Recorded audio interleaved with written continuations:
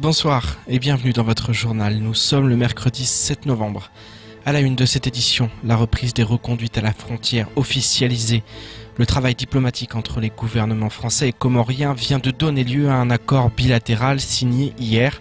Un communiqué paru ce matin sur les sites internet des deux diplomaties annonce les points clés convenus en faveur de cette nouvelle dynamique de partenariat.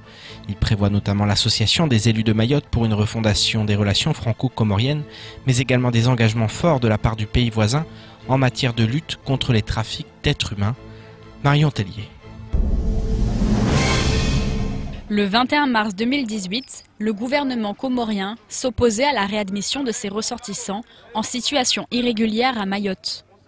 Un travail diplomatique ininterrompu avait depuis lors été entrepris. Le but, revenir à la normale, notamment par le biais de contreparties mutuelles. Un travail qui aujourd'hui porte ses fruits. Ce matin, la publication d'un communiqué établi entre les deux ministres des Affaires étrangères sur les sites respectifs des gouvernements français et comoriens annonçait enfin la signature d'un accord. Alors, il s'agit d'un communiqué visant à la levée réciproque de toutes les restrictions qui ont pu être mises en œuvre ces dernières semaines et ces derniers mois.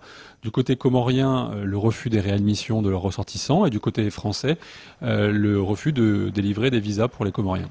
Par rapport à l'année dernière, ce qui a changé cette année, c'est qu'on ne pouvait pas les reconduire jusqu'aux Comores.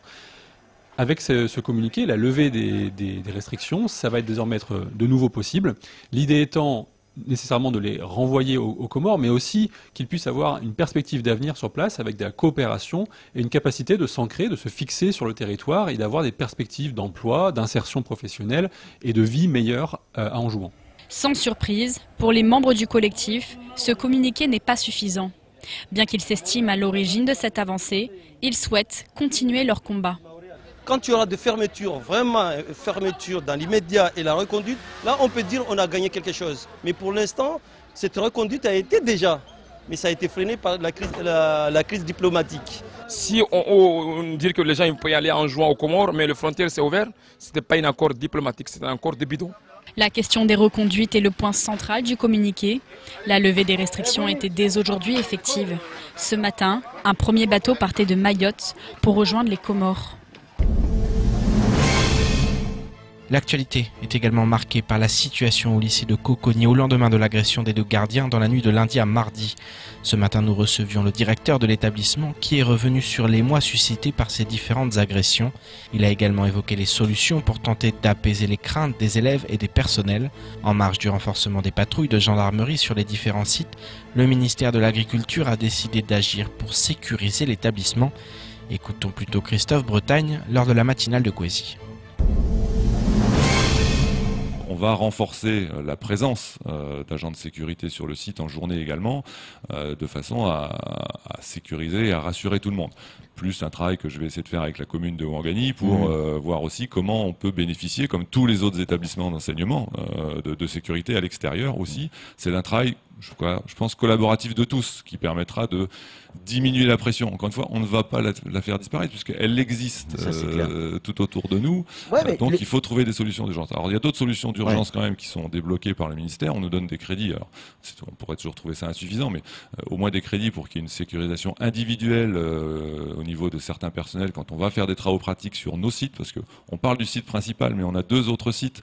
C'est compliqué, on est établissement d'enseignement agricole. Là où il y a les deux agressions. Là où il y a les deux agressions. Et j'ai 19 hectares à sécuriser en dehors de toute zone d'habitation, en contact direct avec des zones sensibles. Donc forcément, on ne sécurise pas 19 hectares comme on sécurise un établissement éducation nationale avec 3-4 hectares. Au milieu, voilà, c'est quand même un peu différent. Donc les solutions à apporter sont différentes, mais du coup pas simples. Donc on va équiper ces personnes de façon à ce qu'elles puissent alerter rapidement, qu'elles puissent se sécuriser davantage. Ça, c'est les solutions d'urgence. Après, solution d'urgence, même si elle sera plus longue, mais c'est de lancer de suite un plan de sécurisation du site. On poursuit cette édition avec cette bonne nouvelle en matière de démarches administratives. Hier matin s'est tenue à la CCI une matinale d'information sur l'accompagnement des collectivités et des citoyens dans la simplification des démarches administratives. La société Serviu vient en effet de créer un portail citoyen dédié aux mairies. Cet outil offre aux administrés une seule et même plateforme en ligne afin de réaliser toutes les démarches administratives liées au domaine de la citoyenneté. Ces démarches dématérialisées concernent l'état civil, la famille, les sports, les loisirs ou encore la police municipale. Plus de précisions dans ce sujet signé Leslie Vimenet. Voilà un outil qui devrait faciliter la vie à plus d'un administré sur le territoire. Hier, la société Serviu a présenté son nouveau logiciel intitulé Portail citoyen. Ça fait plus de 10 ans, ça fait 14 ans plus exactement, que nous avons évolué ou fait évoluer tous les systèmes d'information des collectivités, notamment dans tout ce qui concerne les logiciels métiers. Alors les logiciels métiers, c'est tout ce qui concerne les citoyens, bien sûr, les administrés, en termes de délivrance d'actes d'état civil, en termes de gestion des affaires scolaires, en termes de gestion des services sociaux. Et nous allons évoluer vers d'autres solutions, tenant compte, bien sûr, de l'évolution de Mayotte avec tous les services, les différents services qui vont se mettre en place. Donc aujourd'hui, ce que nous allons présenter, c'est essentiellement un outil qui s'appelle le Portail citoyen premium, qui consiste à réaliser une interface, bien sûr, dans le cadre de l'évolution encore de la démarche de dématérialisation que nous menons envers les communes. Via un espace privé, en un clic, il sera prochainement possible de consulter et régler des formalités en ligne, vérifier vos inscriptions aux services et activités proposés par la ville, saisir des demandes de réservation aux activités mises en ligne par la commune, consulter l'historique et l'état de traitement de vos demandes ou encore disposer d'un espace de stockage sécurisé pour vos pièces justificatives. Le directeur de Serviu nous en dit plus. C'est plus exactement un site internet qui va permettre aux citoyens de faire leurs demandes en ligne, de toutes les démarches en ligne, des inscriptions scolaires, comme je le disais tout à l'heure, jusqu'au paiement des collations de leurs enfants et jusqu'aux inscriptions des affaires périscolaires et tous les services qui seront proposés par les mairies. Donc l'idée, c'est que, à la différence de certains sites sur lesquels les personnes envoient uniquement un mail pour faire une demande, ce que nous allons faire, c'est que nous allons faire en sorte que les informations que vous allez saisir dans le portail seront directement à destination de l'agent de la mairie qui est concerné via le logiciel, c'est-à-dire qu'ils seront intégrés directement dans les différents systèmes que nous avons déjà mis en place. Serviu travaille aujourd'hui avec les 17 communes de l'île, la préfecture, la direction des douanes ou encore le tribunal de Mamoudzou. Tous les systèmes informatiques sont aujourd'hui en cours d'évolution sur le territoire.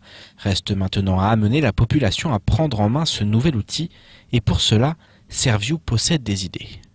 Et effectivement, il y a une autre difficulté qui est très importante, c'est la difficulté de nos citoyens ou de nous citoyens de s'approprier de ces outils. C'est un élément très important sur lequel on en parlera certainement avec les collectivités, qui a une démarche importante d'accompagnement, bien sûr, des usagers et des demandeurs de services de la mairie. Et quand on parle de ce service notamment, effectivement, ce n'est pas tout le monde qui a un accès Internet à la maison, ce n'est pas tous nos foyers qui sont équipés.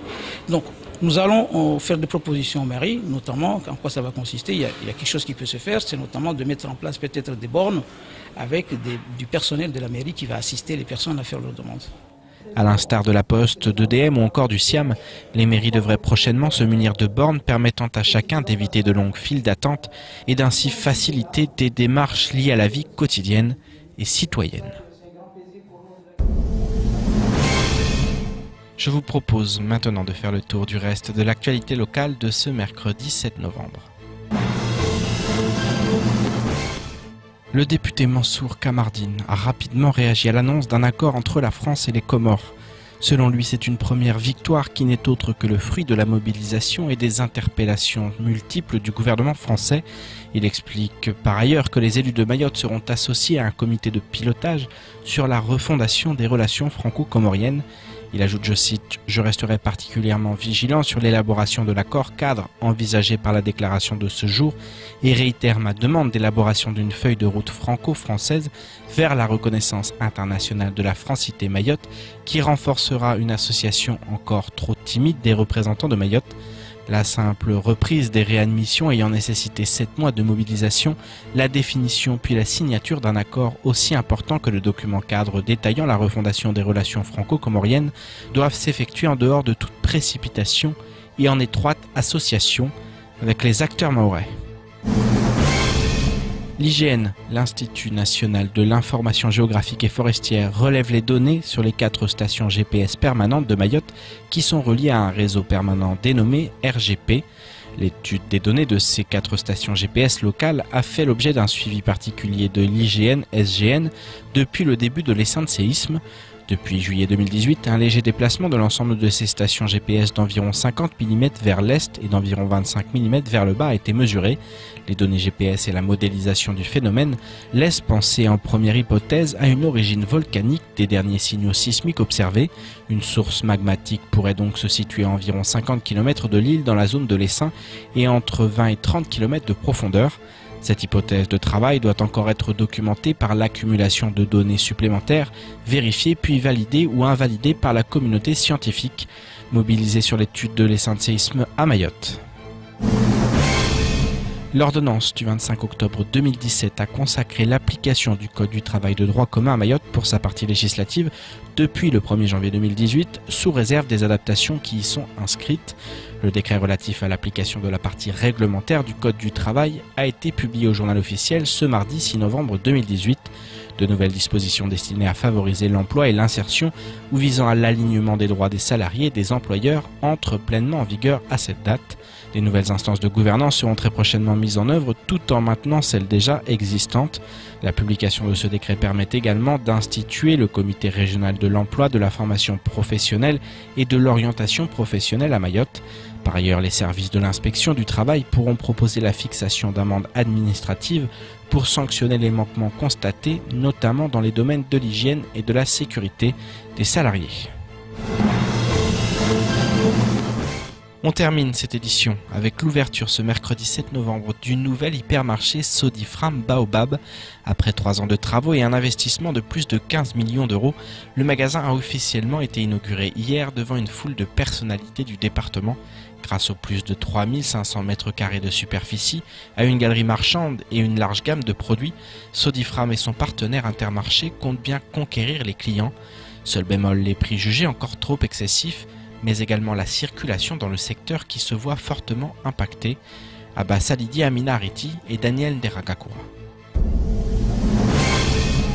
Après une inauguration en grande pompe hier soir, le centre commercial Baobab a ouvert ses portes aux Mahorais ce matin. Avec plus de 3000 m² de surface répartis sur 3 niveaux, il s'agit du seul hypermarché de l'île qui répond par ailleurs aux standards de nos voisins réunionnais, voire même à ceux connus en Hexagone.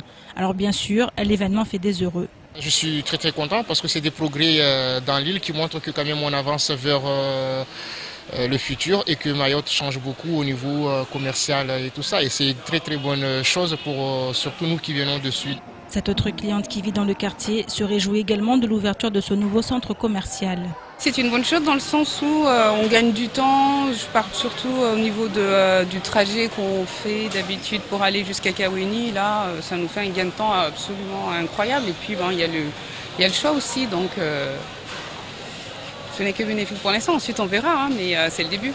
Si pour certains le début est plutôt convaincant, d'autres en revanche restent perplexes, notamment ceux qui espéraient pouvoir payer leurs courses moins cher. Ici, les frites, on trouve à 5,90 € et à Chopin, c'est à 4,45 €. C'est différent. Voilà, vous voyez? Voilà, il n'y a pas de différence entre les autres magasins. Quelques cases plus loin, c'est le même son de cloche. Pour l'instant, je ne vois aucune différence de prix par rapport aux autres supermarchés. Donc on verra peut-être après. En clair, pour certains, la direction devra faire des efforts sur les prix affichés pour convaincre davantage les clients. S'agissant en revanche de la gamme de produits proposés, beaucoup reconnaissent qu'elle a mis les petits plats dans les grands. Sur ce site, ils ont l'avantage de retrouver à la fois des produits non alimentaires, des télés, des machines à laver, mais aussi de la boulangerie, de la poissonnerie, de la charcuterie, les points forts du groupe, la viande, et puis un assortiment de choix de produits qu'on ne retrouvera que sur Baobab. À ce titre, l'enseigne a tenu à faire la part belle à la production locale. On peut ainsi retrouver dans les rayons des produits de nos pêcheurs mahorais. Nos pêcheries, elles se veulent d'être modernes pour faire en sorte que demain, des jeunes puissent s'accrocher, voir que les produits pêchés à Mayotte se distribuent aussi dans des très bonnes conditions. Il n'y a pas que des brouettes qui existent, donc ça veut dire qu'aujourd'hui, donner un bon produit aux Mahorais, c'est aussi le leitmotiv de nos sociétés. À peine ouvert, le centre commercial Baobab fait déjà beaucoup parler de lui, à l'intérieur de ses murs, mais aussi à l'extérieur. Car si son emplacement a été qualifié d'atout par certains, d'autres en revanche n'ont pas manqué de souligner les conséquences que cela va engendrer en matière de circulation. En termes d'embouteillage, il faudra requalifier, c'est prévu, de requalifier la zone parce que le transport en commun va passer par là. Donc on va tout revoir, le rond-point sera supprimé bientôt et que ça donne une dynamique, mais ça nous oblige à repenser un quartier tout neuf avec le stade de Cavani, avec le Baobab qui va complètement changer de visage. Ce n'est donc que le début des changements pour les habitants du quartier qui très vite devront revoir certaines de leurs habitudes. Mais à l'heure où la question du développement de Mayotte est sur toutes les lèvres, les Mahorais ne peuvent que s'en réjouir en espérant que d'autres enseignes emboîteront le pas à ce nouveau Baobab. C'est la fin de votre journal. Tout de suite la suite de nos programmes. Bonne soirée, à demain.